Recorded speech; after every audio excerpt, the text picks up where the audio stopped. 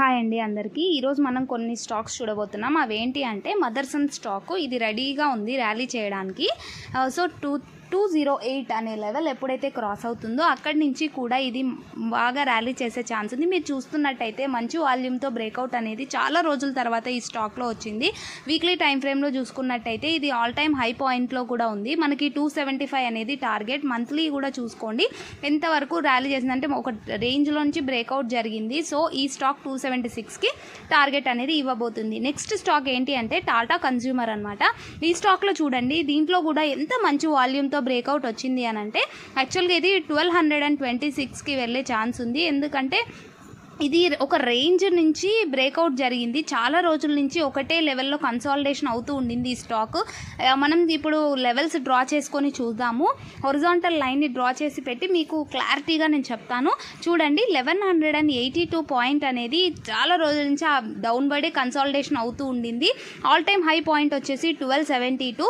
So ఈ stock అనేది ఈ బ్రేక్అవుట్ అనేది క్యాండిల్ కూడా మంచి వాల్యూమ్తో ఫామ్ అయింది కాబట్టి ఇది మనకి 1272 టార్గెట్ ఇచ్చే ఛాన్స్ ఉంది. సో ఇది మీ పోర్ట్ఫోలియోలో యాడ్ చేసి పెట్టుకొని అబ్జర్వేషన్ చేయండి. ఇవన్నీ కూడా ఎడ్యుకేషన్ పర్పస్ మాత్రమే. మళ్ళీ చెప్తున్నాను. ఈ రోజు అయితే టీసీఎస్ స్టాక్ అనేది ఎంత మంచి ర్యాలీ చేసిందంటే అంత బాగా ర్యాలీ చేసింది. ఇది 4500 వరకు వెళ్ళే ఛాన్స్ ఉంది. ఇది కూడా మీ పోర్ట్ఫోలియోలో యాడ్ చేసి అబ్జర్వ్ చేస్తూ ఉండండి. TCS stock all time high పాయింట్లో ఉంది. టీసీఎస్ కూడా.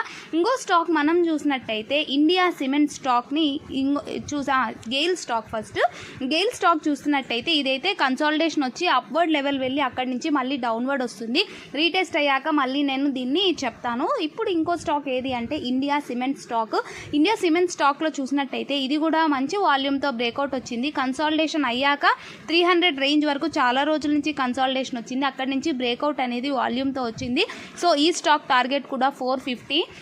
సో ఇది కూడా మీ పోర్ట్ఫోలియోలో యాడ్ చేసి అబ్జర్వేషన్ చేయండి. ఇండియా సిమెంట్ స్టాక్ వాల్యూమ్తో బ్రేక్అవుట్ వచ్చింది. కన్సాలిడేషన్ చాలా రోజుల నుంచి జరిగాక మంచి వాల్యూమ్తో క్యాండిల్ బ్రేక్అవుట్ వచ్చింది. సో ఈ స్టాక్స్ అన్నిట్లో మీకు నచ్చిన స్టాక్స్ని మీరు తీసుకోవచ్చు.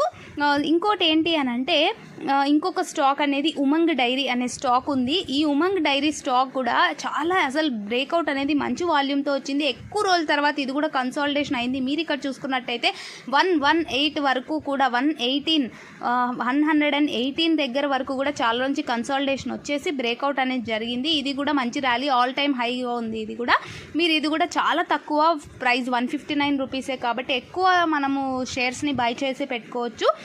మనకు బాగా అనిపించినప్పుడు వాల్యూమ్తో ఏమైనా వాల్యూమ్ తగ్గి రెడ్గా వాల్యూమ్స్ ఫామ్ అయినప్పుడు మనం ఎగ్జిట్ అయిపోవచ్చు. Thank you so much for watching this.